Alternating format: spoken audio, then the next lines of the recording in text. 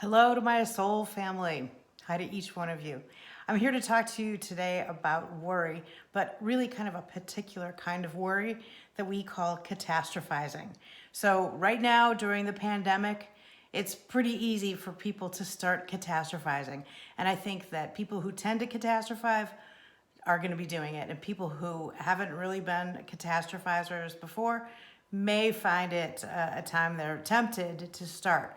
And so here are some tips on how to avoid that. So the first one is look at what you're worried about. If it's a real thing, then you have a problem to solve. So if it's like, say you're walking down a dark alley, there's a problem to solve, like get out of the dark alley because that's probably dangerous. Or let's say you're doing some other really tricky thing that's very unsafe. Stop doing the thing. Okay, so the feelings are a signal to you to stop doing what you're doing because you are in danger. However, a lot of times what happens is those of us who tend to worry or catastrophize, we've settled on something that is unlikely or not even in the realm of near possibility. And so we tend to turn that over and over and over and do the what if in our minds, and then we end up really revved up and catastrophizing. And the revved up part happens because we're telling ourselves we're in danger, and so the brain is like, okay, well, I guess you need all the hormones and chemicals that happen when your body's in danger, so let's dump them in. So go, and you're like, oh, but I guess I'm not really in danger. I just feel like it now. And, so sometimes what you can do is do a little exercise, help metabolize out those hormones. Jumping jacks, of course, is my favorite because you can do them anywhere. You don't need any special equipment. You can excuse yourself from meetings, go to the bathroom, get inside a stall, do some kind of like short, weird jumping jacks so you don't bang your hands against things. If the person in the stall next to you is also doing jumping jacks, you can be like, I see we know someone in common. That's awesome. All right.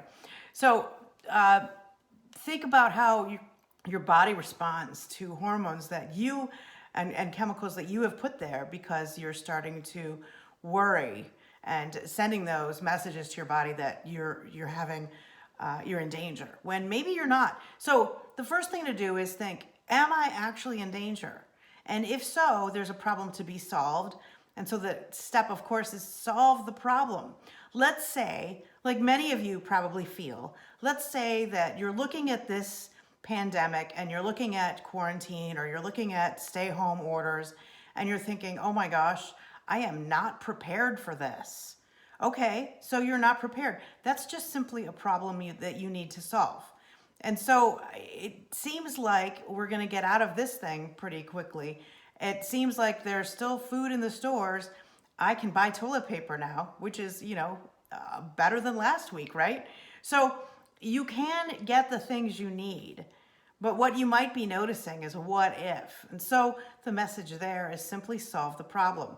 Go figure out ways to be more prepared in case something like this happens again. So you're solving the problem. Sometimes solving the problem doesn't take care of all the worry. In fact, a lot of times it doesn't. You solve the problem, but you've just gotten into this cycle of worry and you're just so into it, it's hard to let go. In which case, you need to act in a way that is not congruent with being worried and anxious and catastrophizing. What that means is tall posture, even voice tone. Check out your breathing. Make sure you're having good, deep, solid breathing instead of shallow hyperventilating. And then the thoughts. You have to stop the ruminating. You have to just quit it. And so whatever that means for you, maybe you need to start reciting Shakespeare or memorizing pi and reciting pi. Or, my favorite is singing a song. You could sing a hymn. You could sing something that you find soothing. I wouldn't saying something that is anxiety provoking, of course. All right, so those are some thoughts for worry and catastrophizing. But one more thing might help you. If it's really hard to get control of your thoughts, you could try this other technique. I've always found this to be kind of a fun and interesting technique. It's a little weird for people who haven't heard it, but it's pretty cool. And it's called scheduled worry time.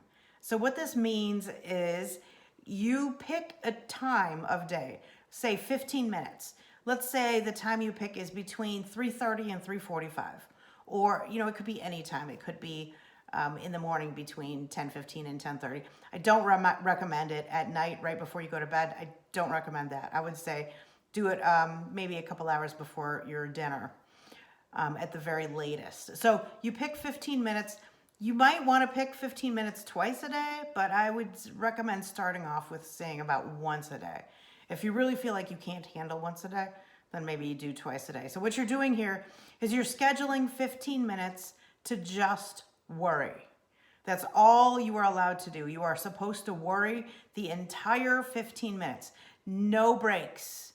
Nothing else. You're not allowed to think about cookies. You're not allowed to think about that next Hatsune mate. No, you only worry. Worry, worry, worry, worry for 15 solid minutes.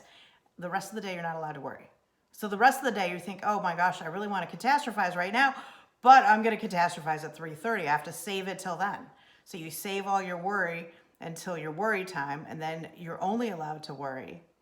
And then after that 15 minutes are done, you can't worry again until the next day when it's your regularly scheduled worry time.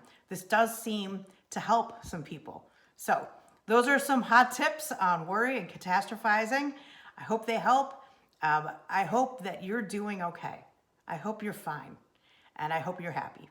Take care. Bye-bye.